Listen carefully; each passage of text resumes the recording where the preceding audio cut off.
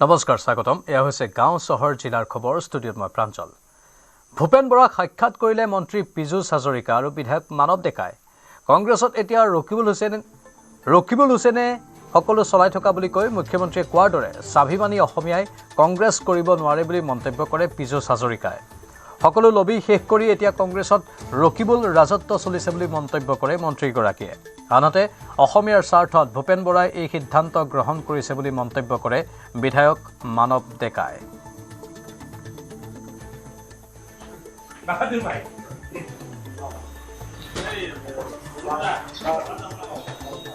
মোৰ একো উদ্দেশ্য নাই মই ভূপেন বৰা ডাঙৰীয়াৰ লগত আমাৰ পুৰণা সম্পৰ্ক আমি তেখেতলোকৰ তলতেই NSY যুৱ কংগ্ৰেছ কৰিছিলোঁ গতিকে আগৰ পৰা ভাল সম্পৰ্ক আমি শ্ৰদ্ধা কৰোঁ সন্মান কৰোঁ কিন্তু তেখেতলোক কংগ্ৰেছত থাকি গ'ল আমি বিজেপিত আহিলোঁ আমাৰ লগত সম্পৰ্ক ডেফিনেটলি নাইকিয়া হ'ল যিহেতু তেখেতে কংগ্ৰেছ দল ত্যাগ কৰিছে আৰু বিজেপি দলত জইন কৰাৰ সিদ্ধান্ত লৈছে তেখেতক এবাৰ মাত দিবলৈ আহিলোঁ বিশেষ একো নাই এটা কথাটো ভূপেন বৰা ডাঙৰীয়াক ধন্যবাদ জ্ঞাপন কৰিবই লাগিব মুখ্যমন্ত্ৰী ডাঙৰীয়াই কোৱাৰ দৰে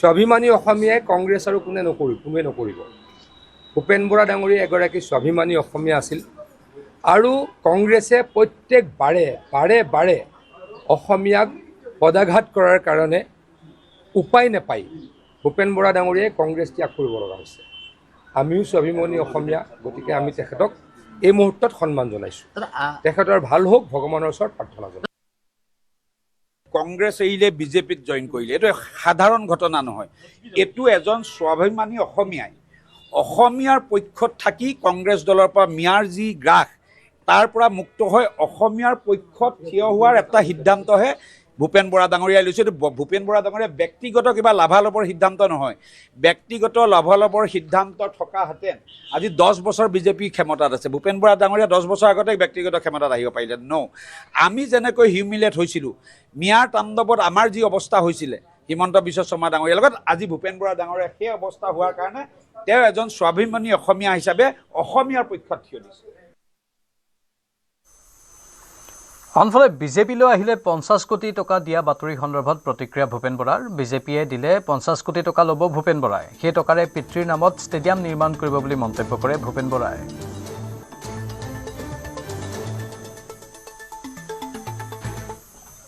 আজি যে মই ৰিজাইন দিওঁতে যে 50 কোটি টকাৰ কথাটো আহিছে মই যে এলায়েন্সৰ সভাপতিটো ভাঙি দিলে তেতিয়া কেলৈ তেওঁলোকে মাত নামাতিলে আৰু 50 কোটি টকা যদি দিয়ে মই ল'ম মই পীযুষ হাজৰিকাকো কৈছোঁ মই 50 কোটি টকা যদি বিজেপিয়ে দিয়ে মই ৰাজহুৱাকৈ কৈছোঁ মই ৰাজহুৱাকৈ ল'বলৈ সাজু আছোঁ কাৰণ মোৰ এটা সপোন আছে মোৰ দেউতাই 13 বিঘা মাটি ৰাজহুৱা স্থান কৰি ৰাখিবৰ কাৰণে হাতত লাঠি ল'বলগীয়া হৈছিল মোৰ দেউতাৰ 3 দিন লকআপত আছিলে ৰঙানদী সমষ্টিৰ বালিডিং চেণ্টাৰত 13 বিঘা মাটি ৰাইজৰ নামত সংৰক্ষিত কৰিবলৈ যাওঁতে মোৰ দেউতাই জেল খাইছিলে আৰু মোৰ এইটো সৰুকালৰ পৰা সপোন যে তাত দেউতাৰ নামত এখন ষ্টেডিয়াম বনাম আৰু যদি আজি বিজেপিয়ে চৰকাৰীভাৱে হওক ব্যক্তিগতভাৱে হওক মোক যদি 50 কোটি টকা দিয়ে মোক ৰাজহুৱাকৈ কয় যে টিভি আগত ল'ব লাগিব মই ল'ম আৰু মোৰ দেউতাৰ নামত এখন ষ্টেডিয়াম বনাম আৰু ৰকিবুল সন্দৰ্ভত ভূপেন বৰা 48 ঘণ্টাৰ ভিতৰত স্ক্ৰিনিং কমিটিত ৰকিবুলৰ নাম ৰকিবুলৰ নাম সোমোৱাত অসন্তুষ্ট ভূপেন বৰা মই পাবত গজা নেতা নহয় মই নিজে নিজৰ পৰিচয় বনাইছোঁ APCCৰ সভাপতি হোৱাটো একাংশই মানি ল'ব নিবিচাৰে বুলি মন্তব্য ভূপেন বৰাৰ অসমৰ 6জন নেতাই ক'লে এলায়েন্স নালাগে ARDFৰ লগত এলায়েন্স হৈ গ'ল গড় হত্যাকাৰীক টিকেট কাটিব লাগে বুলি সেই সময়ৰ AICC general secretary in charge Veerappa মৈলীয়ে ভুৱনেশ্বৰ কলিতা ডাঙৰীয়াক কৈছিল নাই সোধক ৰকিবুলৰ টিকেটটো কাটি দিলে কংগ্ৰেছ চৰকাৰ হোৱাৰ সম্ভাৱনা থাকিব এই বুলি বীৰপ্পা মৈলীয়ে ভুৱনেশ্বৰ কলিতা ডাঙৰীয়া জীয়াই আছে বীৰপ্পা মৈলী জীয়াই আছে কৈছিল নাই সোধক তেতিয়াহ'লে মই APCC কৰিবলৈহে গৈছিলোঁ আৰু মই তেওঁলোকৰ নিচিনাকৈ পাবত গজা কংগ্ৰেছী নহয় মোৰ ককা দেউতাই মই কি পেৰাচুট লেণ্ডিং কৰি কংগ্ৰেছ কৰিছোঁ নেকি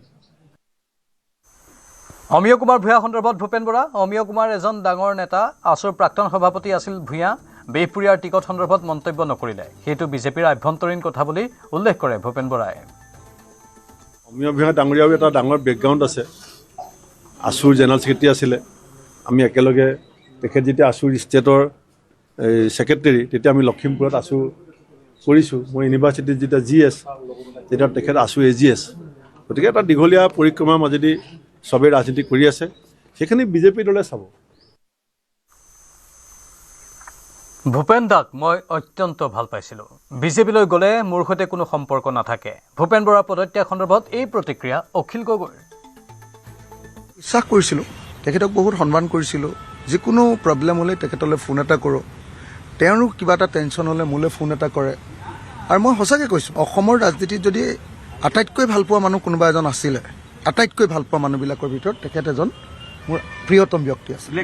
তেখেতে কালিও মই দেখিছোঁ যে কালিও তেওঁ মোলৈ এটা মেছেজ পঠিয়াইছে, you are my best friend forever বুলি। তুমি মোৰ আপুনি মোৰ জীৱনৰ আটাইতকৈ ডাঙৰ বন্ধু বুলি লিখিছে।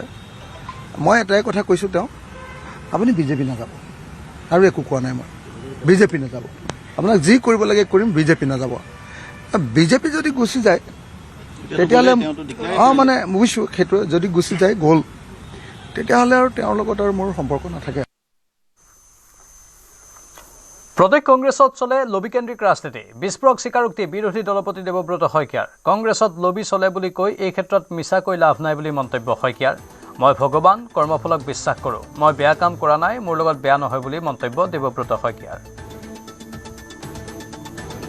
কথা আছে, কিন্তু মই কেতিয়াও আপোনালোকক অস্বীকাৰ নকৰোঁ। কংগ্ৰেছত লবি চলে, এইটো সঁচা কথা। এইটো মিছা বুলি ক'লেতো মই আৰু মিছা কথা কিয় ক'মহে কাৰোবাৰ। আৰু মই কিন্তু আপোনালোকে সেই বুলি মোক ইয়াৰ অৰ্থ আৰ বুলি উলিয়াবগৈ নোৱাৰে। সেইটো আপোনালোকে সেইটো কৰিলে অসত্য হৈ যাব। মানে লবিকেন্দ্ৰিক ৰাজনীতিৰ কাৰণে ভূপেন বৰা আঁতৰি গ'ল নেকি? সেইটো মই ক'ব নোৱাৰিম, কিন্তু এনেকুৱা হয় ন, নেতাবিলাকৰ কোনোবাই আপোনালোকে চাব, এতিয়া কোনোবা গাড়ী বনাব, কোনোবা কাৰোবাক ভাল পায় ব্যক্তিগতভাৱে, তেওঁৰ ওপৰত জিন্দাবাদ নিদিয়ে, তেতিয়াহ'লে তেওঁ দলটোক জিন্দাবাদ নিদিয়ে। গতিকে এইবিলাকো কংগ্ৰেছত চলি থাকে, এইবিলাকতো আৰু বাধা দিব নোৱাৰি। মানুহৰ প্ৰতি মনটো আৰু বুজি পালে আপোনাক কোনে ক'লে? মই বহুত চলে, মোৰো চলিব পাৰে, কিন্তু সেইটো এটা অভিযোগটো মই এতিয়া ভূপেন বৰাক উত্তৰ নিদিওঁ বুলি ক'লো ন। পুৰণা ঘাম মই নুগুচাওঁ বুলি, ভূপেনৰ কথাবিলাকত মই গুৰুত্ব নিদিওঁ নহয়। ৰাজ্যসভা নিৰ্বাচনৰ দিন ঘোষণা কৰা হৈছে। 16 মাৰ্চত অনুষ্ঠিত হ'ব নিৰ্বাচন। অসমৰ 3খন আসনৰ বাবে অনুষ্ঠিত হ'ব নিৰ্বাচন। অসমৰ 3 সাংসদৰ অন্ত পৰিব কাৰ্যকাল। ভুৱনেশ্বৰ কলিতা, অজিত কুমাৰ ভূঞাৰ অন্ত পৰিব কাৰ্যকাল। ৰামেশ্বৰ তেলীৰো অন্ত পৰিব কাৰ্যকাল। অসমৰ লগতে আন 37খন আসনৰ বাবে হ'ব নিৰ্বাচন। 16 মাৰ্চতেই ঘোষণা হ'ব নিৰ্বাচনৰ ফলাফল। 26 ফেব্ৰুৱাৰীত জাৰি কৰিব নিৰ্বাচনৰ অধিসূচনা। 5 মাৰ্চত মনোনয়ন পত্ৰ দাখিলৰ অন্তিম দিন। 6 মাৰ্চত পৰীক্ষা কৰা হ'ব মনোনয়ন পত্ৰ। পুৱা 9 বজাৰ পৰা বিয়লি 4 বজালৈ হ'ব ভোটগ্ৰহণ। মনোনয়ন পত্ৰ প্ৰত্যাহাৰৰ অন্তিম দিন 9 মাৰ্চ।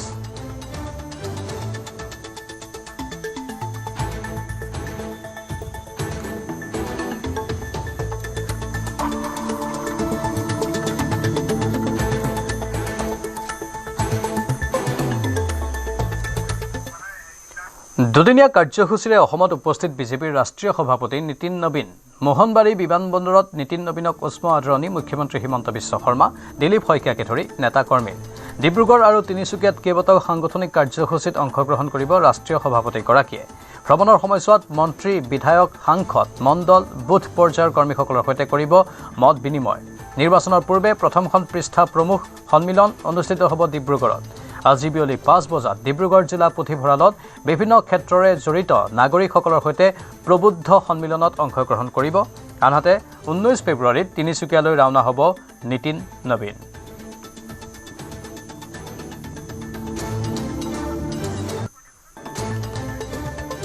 দুদিনীয়া কাৰ্যসূচীৰে অসমত উপস্থিত বিজেপিৰ ৰাষ্ট্ৰীয় সভাপতি নীতিন নবীন। মোহনবাৰী বিমানবন্দৰত নীতিন নবীনক উষ্ম আদৰণি মুখ্যমন্ত্ৰী হিমন্ত বিশ্ব শৰ্মা, দিলীপ শইকীয়াকে ধৰি নেতা-কৰ্মীৰ। ডিব্ৰুগড় আৰু তিনিচুকীয়াত কেইবাটাও কাৰ্যসূচী আছে। বিমানবন্দৰত এয়া বিজেপিৰ কৰ্মী সমৰ্থকৰ ভিৰ। নীতিন নবীনক উষ্ম আদৰণি জনোৱা হৈছে ডিব্ৰুগড়ত। দুদিনীয়া কাৰ্যসূচীৰে বিজেপিৰ ৰাষ্ট্ৰীয় সভাপতিগৰাকী যিহেতু আহিছে আৰু তেওঁৰ কেইবাখনো সভা অনুষ্ঠিত হ'ব ডিব্ৰুগড় আৰু তিনিচুকীয়াত। সাংগঠনিক কাৰ্যসূচী আছে, সেইসমূহত অংশগ্ৰহণ কৰিব ৰাষ্ট্ৰীয় সভাপতিগৰাকীয়ে। আৰু ভ্ৰমণৰ সময়ছোৱাত মন্ত্ৰী, বিধায়ক, সাংসদ, মণ্ডল, বুথ পৰ্যায়ৰ কৰ্মীসকলৰ সৈতে কৰিব মত বিনিময়।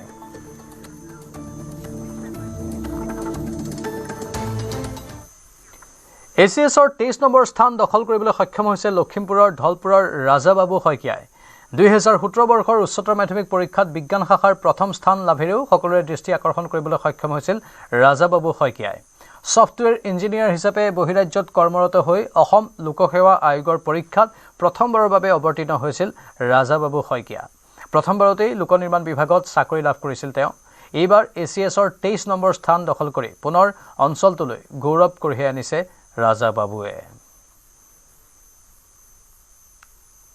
অসম লোকসেৱা আয়োগৰ ইতিমধ্যে ফলাফল ঘোষণা হৈছে চূড়ান্ত বাছনিত এইবাৰ ৰাজাবাবু শইকীয়াই 23 নম্বৰ স্থান লাভ কৰিছে গতিকে ৰাজাবাবু শইকীয়াক পুনৰ আপোনালোকৰ মাজত চিনাকি কৰিবলৈ যত্ন কৰিছোঁ পুনৰ এবাৰ নিউজ 18 অসম নৰ্থ ইষ্টৰ ফালৰ পৰা অভিনন্দন জ্ঞাপন কৰিছোঁ ধন্যবাদ প্ৰথম খবৰটো পাই কেনেকুৱা লাগিছিলে হয় ভালেই লাগিছিলে আৰু পৰীক্ষাটো চাকৰিৰ লগতে সমান্তৰালভাৱে প্ৰিপেৰেশ্যন কৰি পৰীক্ষাটো দি আছিলোঁ প্ৰিলিমছ মেইনছ আৰু ইণ্টাৰভিউ 3টা ষ্টেজত চ' ইণ্টাৰভিউ হৈ যোৱাৰ পিছৰ পৰা এইখিনি উৎকণ্ঠাৰে বাট চাইছিলোঁ যে ৰিজাল্টৰ লিষ্টত নামটো থাকিব নেকি ত' লাষ্টত নামটো থকা দেখি পাই ভাল লাগিলে এটা কথা যে সমানে চাকৰি কৰোঁতে এতিয়া সামান্য বিভাগো নহয় যে লোক নিৰ্মাণ বিভাগ এটা খুব ব্যস্ত বিভাগেই সেই বিভাগটোত চাকৰি কৰি থাকি তাৰ মাজতে সময় উলিয়াই অধ্যয়ন কৰি ইমান ধুনীয়া এটা পজিশ্যন পোৱা আচলতে এইটো ঈৰ্ষণীয় এটা ফলাফল বুলি ক'ব লাগিব কাৰণ বহুতে আশা কৰা এটা ফলাফল কেনেকৈ সময়বিলাক মেনেজ হৈছিলে কেনেকৈ সময়বিলাক মিলোৱা হৈছিলে হয় মই ইয়াৰ পূৰ্বে এটা প্ৰাইভেট কোম্পানীত as a software development engineer কৰি আছিলোঁ 2023 চনত তেতিয়াৰ পৰাই মই প্ৰথম প্ৰিপেৰেশ্যন ষ্টাৰ্ট কৰিছিলোঁ তো তেতিয়া সেইবাৰ এটেম্পটলৈকে মোৰ প্ৰায় চিলেবাছ কমপ্লিট হোৱাগৈ নাছিলে তো তেনেকুৱাকৈ সেইটো ষ্টেজতে মই সেইবাৰৰ এক্সাম এটেম্প কৰিছিলোঁ তাৰপিছত 2024 চনটো মই গোটেই বছৰটো অফ লৈছিলোঁ আৰু সেই বছৰটো মই ভালদৰে চিলেবাছ কমপ্লিট কৰিলোঁ পঢ়িলোঁ আৰু তাৰ সমান্তৰালভাৱে এতিয়া যেতিয়া কামৰ সৈতে মই অলপ যিমানটো টাইম পাওঁ মানে কাম শেষ হোৱাৰ পিছত ইমানখিনি সময় মই পঢ়িবলৈ পঢ়াত দিবলৈ চেষ্টা কৰোঁ আৰু ৰেগুলাৰলি এটা শ্বিডিউল মেইনটেইন কৰি মই আগবাঢ়িছিলোঁ তো সেইটো কাৰণে আৰু এটা কথা মনলৈ আহি আছে প্ৰথমতে সিদ্ধান্ত কৰা হ'ল যে উচ্চতৰ মাধ্যমিক চূড়ান্ত পৰীক্ষাত উত্তীৰ্ণ হোৱাৰ পিছত যে অভিযন্তা হ'ম তাকো ছফ্টৱেৰ ইঞ্জিনিয়াৰ সেইটো সলনি হৈ কিয় আকৌ এনেকুৱা লোকসেৱা বা আমাৰ অসামৰিক বিভাগলৈ আহিবলৈ কিয় মন গ'ল হয় প্ৰথম যেতিয়া হায়াৰ ছেকেণ্ডেৰী পাছ কৰিছিলোঁ তেতিয়া আটাইতকৈ ভাল অপশ্যনটো মোৰ হাতত যিটো আছিলে সেইটো এজ এ ইঞ্জিনিয়াৰিং কোৰ্চ কৰাটো মানে চবতছে ভাল অপশ্যন হিচাপে মোৰ হাতত আছিলে তাৰপিছত ইঞ্জিনিয়াৰিং কৰাৰ পিছত যেতিয়া মই কৰ্মৰত হৈ আছিলোঁ 2 বছৰ তেতিয়া এটা ভাল পজিশ্যনতে যথেষ্ট ভাল পজিশ্যনত বহুতখিনি বস্তু শিকিলোঁ ছফ্টৱেৰ ৰিলেটেড কিন্তু তাৰপিছত মই ভাবিলোঁ যে মোৰ প্ৰায়খিনি গোটেই জীৱন পষ্টিং যদি ছফ্টৱেৰত কৰোঁ মই অসমৰ বাহিৰত থাকিব লাগিব তো নিজৰ মানুহখিনি মা দেউতা বা নিজৰ অসমখনৰ কাৰণে নিজৰ কামৰ জৰিয়তে একো কৰিব নোৱাৰিম তেনেকুৱা লাগিলে তো সেইকাৰণে ভাবিলোঁ যে অসমত ঘূৰি যাব পৰা কিবা অপশ্যন আছে নেকি তো তেতিয়া দেখিলোঁ যে এতিয়া অসমত চিভিল ছাৰ্ভিচৰ থ্ৰুদি APSCৰ থ্ৰুদি প্ৰায়খিনি টপ ষ্টুডেণ্টে অসমত আহিছে অসমৰ বিভিন্ন জবসমূহত জইন কৰিছে তো মই ভাবিলোঁ ইয়াত এপিয়াৰ কৰাটো ভাল হ'ব ৩,০০০ টকাৰ বাবে হত্যা গোলাঘাটৰ এজন ছাত্ৰক 2 নাবালকসহ এজন যুৱকে পৰিকল্পিতভাৱে ছাত্ৰ এজনক হত্যা কৰাৰ অভিযোগ বেঙেনাখোৱাৰ বাহনীত উদ্ধাৰ হৈছিল 9ম শ্ৰেণীৰ ছাত্ৰৰ মৃতদেহ ঘাতককেইজনে ছাত্ৰজনক কৌশলেৰে লৈ গৈছিল বেঙেনাখোৱালৈ শ্লোক মল্লিক নামৰ ছাত্ৰজনক হত্যা কৰি পলায়ন কৰিছিল 3 ঘাতকে অভিজিত দাস নামৰ এজন যুৱকৰ বিৰুদ্ধে হত্যাৰ অভিযোগ গোলাঘাট আৰক্ষীয়ে গ্ৰেপ্তাৰ কৰিছে অভিযুক্ত 2 নাবালক ছাত্ৰৰ লগত মিলি শ্লোকক হত্যা কৰাৰ অভিযোগ বাইক কিনিবলৈ শ্লোক মল্লিকৰ পৰা 3,000 টকা বিচাৰিছিল অভিজিতে 3,000 টকা নিদিয়াৰ বাবে শ্লোক মল্লিকক হত্যা কৰাৰ অভিযোগ শ্লোক মল্লিকক হত্যা কৰি সোণৰ আঙুঠি আৰু লকেটো চুৰ কৰে ঘাতকে শ্লোক মল্লিকক বেঙেনাখোৱালৈ নিয়াৰ কথা স্বীকাৰ কৰিছে অভিজিত দাসে জাতীয় সংগ্ৰামী সেনাৰ গোলাঘাট সমিতিৰ বিতৰ্কিত নেতা সঞ্জীৱ দাসৰ পুত্ৰ অভিজিত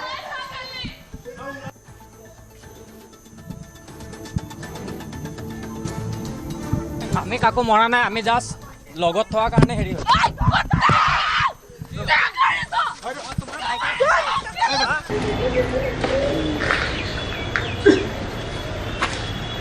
তুমি কৈ যোৱা না উশাহ চুখা ল'ব পৰা নাই তেতিয়া মানে মোৰ হাতটো এনেকৈ ধৰিছে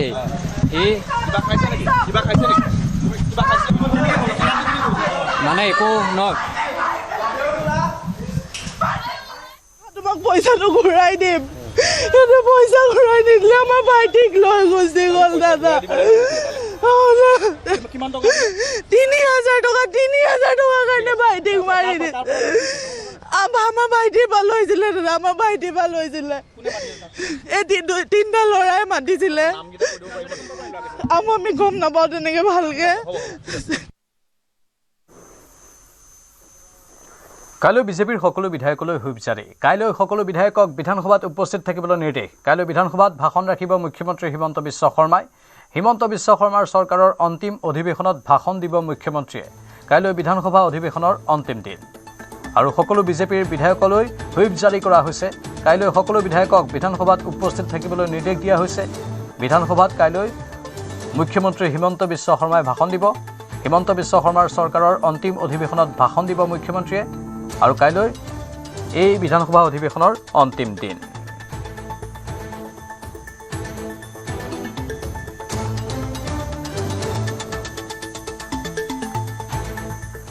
ৰাজীৱ ভৱনত প্ৰদেশ কংগ্ৰেছৰ সংবাদমেল। প্ৰিয়ংকা গান্ধীৰ অসম ভ্ৰমণক লৈ সংবাদমেল। কাইলৈ দুদিনীয়া কাৰ্যসূচীৰে অসমলৈ আহিব প্ৰিয়ংকা গান্ধী। ৰাজীৱ ভৱনত কেইবাখনো বৈঠকত অংশ ল'ব প্ৰিয়ংকাই। মানৱেন্দ্ৰ শৰ্মা কমপ্লেক্সতো বৈঠকত বহিব প্ৰিয়ংকা গান্ধী।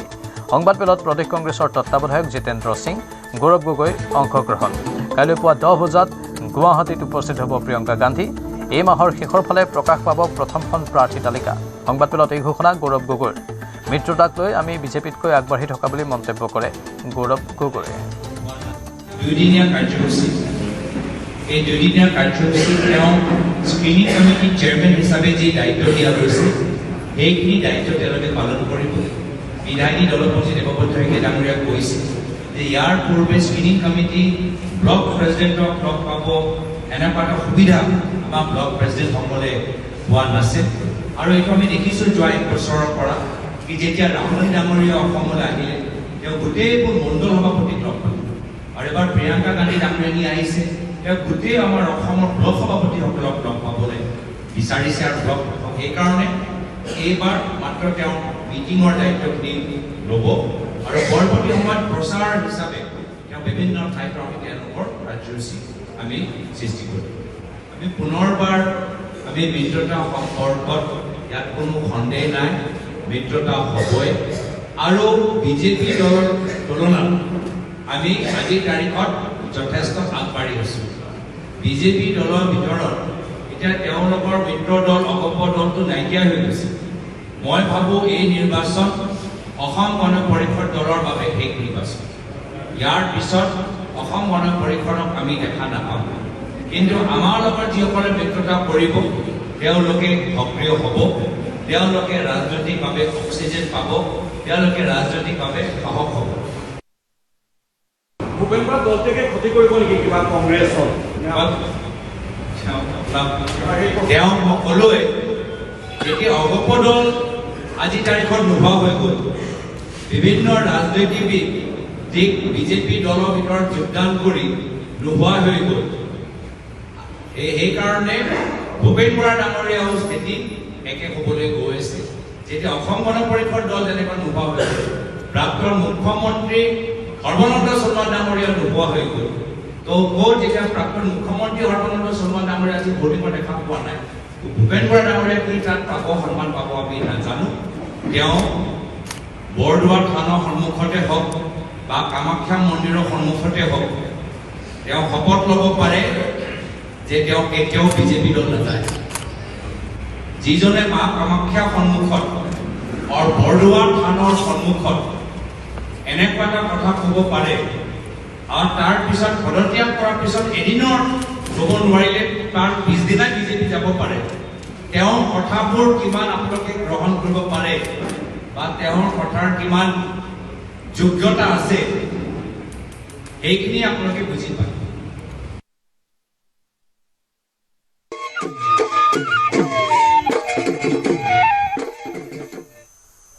আজি মিচিংসকলৰ কৃষিভিত্তিক উৎসৱ আলি আই লৃগাং। মিচিং জনগোষ্ঠীয় লোকসকলৰ মাজত উখল মাখল পৰিৱেশ। ঐনিতমৰ সুৰ, চাই আপং, পোৰাঙৰ গোন্ধে আমোল মোলাইছে মিচিং গাঁৱৰ পদূলি। পৰম্পৰা অনুসৰি মিচিং লোকসকলে লৃগাঙৰ দিনটোৰ পৰাই খেতিপথাৰত সিঁচিবলৈ আৰম্ভ কৰে সোণগুটি। শস্যৰ শ্ৰীবৃদ্ধিৰ কামনাৰে মিচিংসকলে প্ৰতি বছৰে পালন কৰে আলি আই লৃগাং। ৰাজ্যৰ ভিন্ন প্ৰান্তৰ লগতে মহানগৰীতো আলি আই লৃগাঙৰ আয়োজন কৰা হৈছে।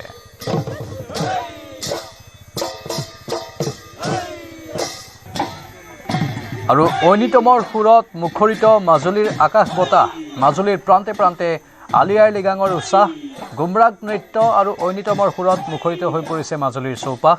মিচিং জনগোষ্ঠীয় লোকসকলৰ মাজত পৰিছে আনন্দৰ বন্যা।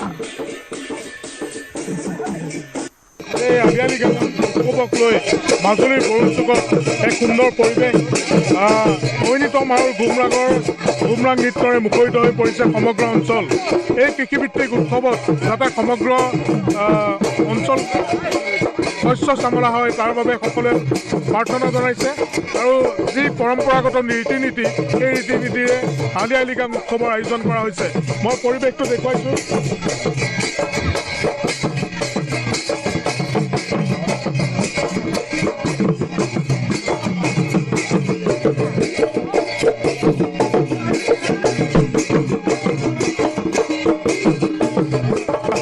গুমৰাগ নৃত্যৰ সমান্তৰালভাৱে পৰম্পৰাগত যি খাদ্য সম্ভাৰ সেইসমূহ ৰখা হৈছে। আমি পৰিৱেশটো দেখুৱাইছোঁ। এক উৎসৱমুখৰ যি পৰিৱেশ, সেই পৰিৱেশে বিৰাজ কৰিছে বৰুণ চুকত। আৰু এই স্থানত পৰম্পৰাগত যি খাদ্য সম্ভাৰ সেইসমূহ ৰখা হৈছে। বিভিন্ন স্থানৰ ব্যক্তি আহিছে,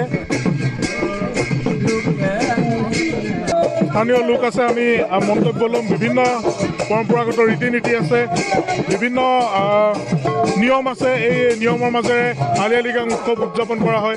মাজুলীৰ বিভিন্ন প্ৰান্তত হৈছে সমান্তৰালভাৱে প্ৰথমবাৰৰ বাবে বৰুণ চুকক ৰাইজেও আলি আই লৃগাং উৎসৱ আয়োজন কৰিছে। কি ক'ব? আপোনালোকে নিশ্চয় দেখা পাইছে বৰুণ চুকবাসী পুৱাৰ ভাগৰ পৰাই উৎসৱমুখৰ পৰিৱেশ। অসমবাসী আৰু মাজুলীবাসীক পোনপ্ৰথমে মই আলি আই লৃগাঙৰ শুভেচ্ছা জনাইছোঁ। আপোনালোকে গম পাইছে আলি আই লৃগাং অৰ্থাৎ তিনিটা শব্দ। এই তিনিটা শব্দৰ অৰ্থ হৈছে যে আলি মানে হৈছে মাটিৰ তলত থকা আমাৰ যিবোৰ শস্য উৎপাদন হয়, আৰু আই মানে হৈছে আমাৰ যিবোৰ গছত ফল উৎপাদন হয়, আৰু লৃগাং মানে হৈছে বীজ সিঁচা বা ৰোপণ কৰা কাৰ্য। আপোনালোকে নিশ্চয় পুৱাৰ ভাগৰ পৰা আমাৰ প্ৰথম কাৰ্যসূচী হিচাপে আমি আমলি লিগদৰ কাৰ্যসূচী হাতত ল'লোঁ। এই কাৰ্যসূচীটো আমাৰ যাতে আমাৰ মিচিংসকলে কৰা যিসমূহ খেতি, এই খেতিসমূহত আমাৰ কীট পতংগই এই খেতিসমূহ নষ্ট কৰিব নোৱাৰে, তাৰ বাবে দৌদিপলক সাক্ষী কৰি এই পৰম্পৰাগত নীতি নিয়ম পালন কৰা হয়। আৰু সন্ধিয়াৰ ভাগলৈকে আমাৰ ডেকা গাভৰুসকলে যি আমাৰ ইমূৰৰ পৰা সিমূৰলৈকে ভাত খোৱা পৰ্ব, যিটো এই পৰ্বও আছে আমাৰ নিজৰ পৰম্পৰাগত সাজপাৰ পৰিধান কৰি। আৰু ইয়াতে বিভিন্ন ধৰণৰ খাদ্য সম্ভাৰ আপোনালোকে মোৰং অসমত দেখা পাব, আপোনালোকে চাই ল'ব। আৰু ইয়াতে আজি ডেকা গাভৰুসকলে বুঢ়া মেটা বিভিন্নজনে আহি পেলাই যেনেদৰে সহায় সহযোগ কৰিছে, আমি সঁচাকৈ আনন্দিত হৈছোঁ। ইফালে শিৱসাগৰৰ কাংকান নগৰতো উদযাপন আলি আই লৃগাং। মোৰং ঘৰত পৰম্পৰাগত ৰীতি নীতিৰে উদযাপন এই কৃষিভিত্তিক উৎসৱ। গুমৰাগ নৃত্য ঐনিতমৰ ধ্বনিৰে মুখৰিত মোৰং ঘৰ।